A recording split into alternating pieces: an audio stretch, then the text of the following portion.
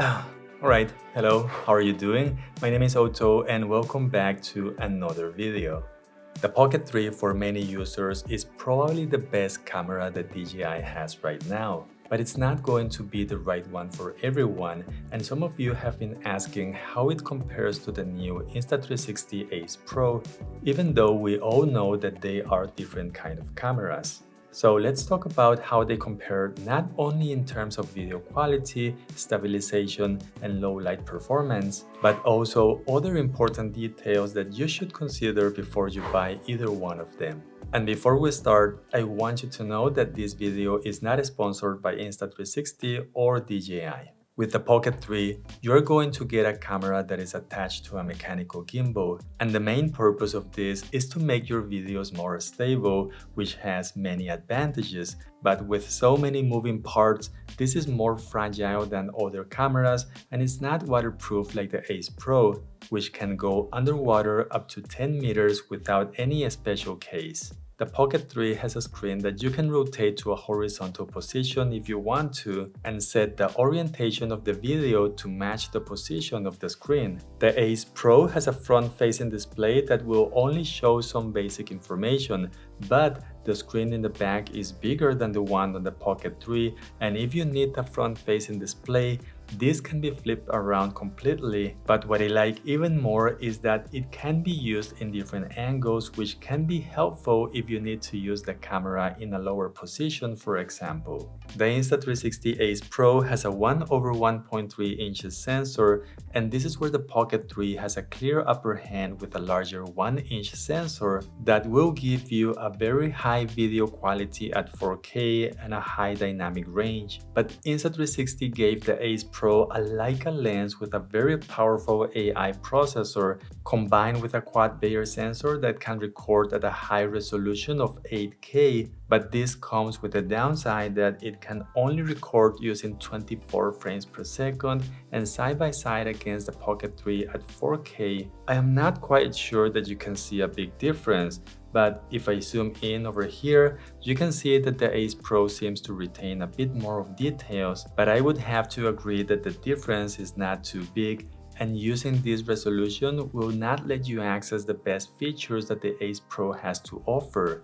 For example, you can shoot in HDR at 24, 25, and 30 frames per second, which used to be applied automatically, but this is no longer the case, so you can turn it on or off to increase the dynamic range in your videos. For slow motion, these two cameras can record 4K at 60 frames per second, and I do believe that they look fantastic. The Ace Pro can record in 120 frames per second using regular video mode, and this will be more flexible for editing in post, although using this frame rate will not let you use horizon level. On the Pocket 3, the only way to shoot in 120 frames per second is to select the slow motion on the video mode. The Ace Pro also has this feature, and this is good for those who are not planning to slow down their videos in post. For low light conditions, these two cameras have a special low light video mode for those situations that will lift the shadows to bring up the details, and it will apply a denoiser at the same time.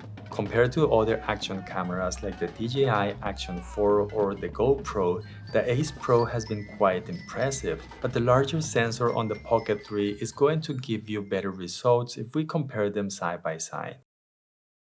One big problem with cameras that have an electronic stabilization is this motion blur or vibration glitch effect that you get in low light. The Ace Pro is the only exception that I know of right now that can almost completely remove that annoying effect. And because the Pocket 3 relies on its mechanical gimbal, the videos will always be stable, but this gimbal has some movement limitations that not everyone likes. The gimbal will follow your movements, but this is done in a rather slow way, especially when you try to tilt up or down. So if you want to use this as a point and shoot camera, this might not be the one for you since there is no way to lock the camera direction. And it's hard to explain, but doing something as simple as this, it becomes a problem with the Pocket 3.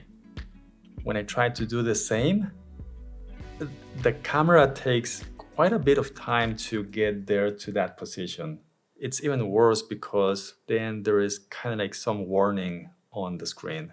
The Ace Pro also has this video mode called Free Frame, which lets you do some post-editing to your video using the Insta360 app. You can select the orientation of your video to make it horizontal or vertical, or you can even have one of each for different platforms using the same original video clip.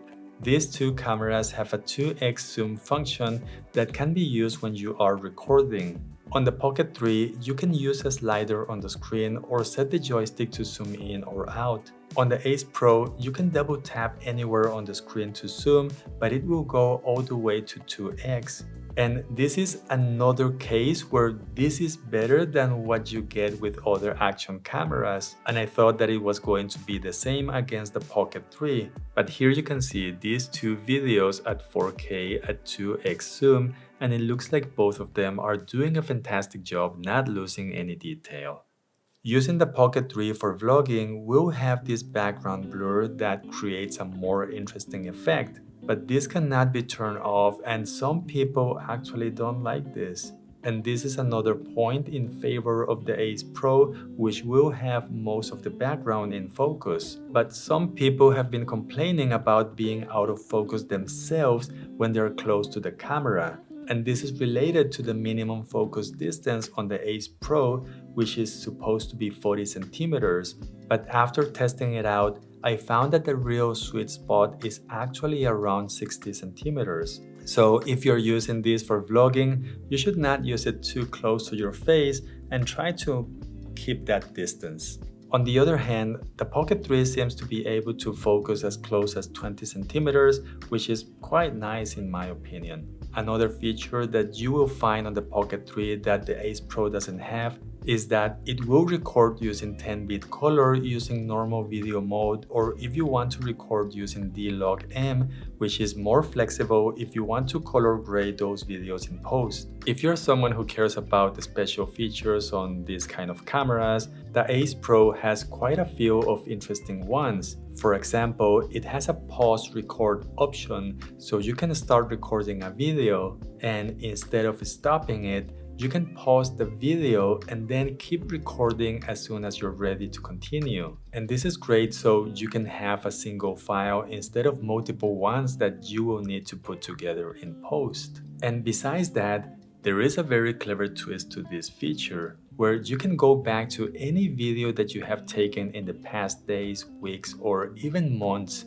and you can keep recording to that video file as many times as you want. There is another feature on both cameras where you can cancel the video that you're recording by holding the record button to avoid having multiple clips that you're not going to use because something went wrong. And on the Ace Pro, if you go inside the settings, you can activate an AI assistant, and when you're done recording, it will highlight the best parts of a video clip, but this can be used manually without the AI assistant part. And for me, the most impressive part is that you can make a new video clip using the highlights that you want. In other words, you can trim your videos inside the camera without using an app or an editing program. The Ace Pro also has voice controls and gesture controls to start or stop recording or to take a picture, which is fantastic for solo content creators, and I can only hope that DJI will add these features to their cameras anytime soon. But I almost forgot to mention that the Pocket 3 has active tracking, and this allows the camera to track a person or an object that you select. Yeah, also very useful for solo content creators.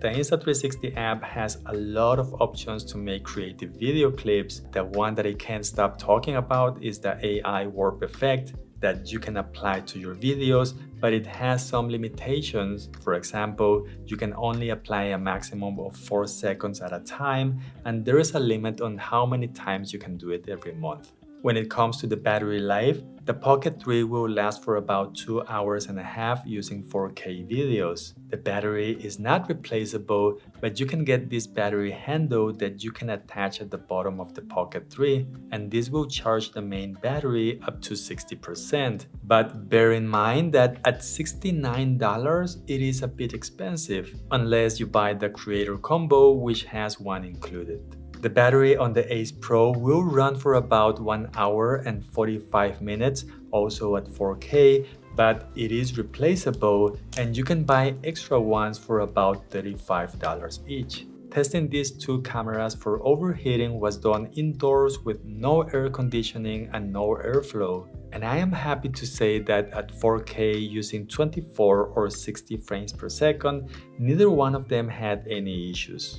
The internal microphone on both cameras are good enough for everyday videos. Is there a difference? Is there a real difference? 4K versus 8K. Is there a difference? Is there a real difference? 4K versus 8K. But if you want to have the best quality, the best thing to do is to get an external one. The Ace Pro needs this mic adapter that you can buy from Insta360. And the Pocket 3 seems to be more accessible without having to use an adapter. One more thing to mention is that the lens cover on the Ace Pro is not supposed to be replaceable. I know it is, but you're not supposed to do it, okay? And if something happens to it, Insta360 will replace it for free during the first year, but you have to send the camera to their location. People have been really upset about this one. So Insta360, maybe, I don't know, let people just do it themselves? If you're looking to buy a new camera, the first thing that comes to my mind is the DJI Pocket 3 because of the large sensor, the built-in gimbal, and the high quality that it has along with the 10-bit color. But the Ace Pro is less expensive and it is a great choice if you need a camera that is waterproof, that can be moved quickly to point and shoot, or maybe you don't like the background blur on the Pocket 3. At the end of the day, they are different type of cameras, so the idea of this video was to show you what you will get with Insta360 and DJI. And I do have a video comparing the Action 4 versus the Ace Pro on my channel. Make sure to check it out and don't forget to leave this video a like. I hope you're having an amazing day and I hope to see you in the next video.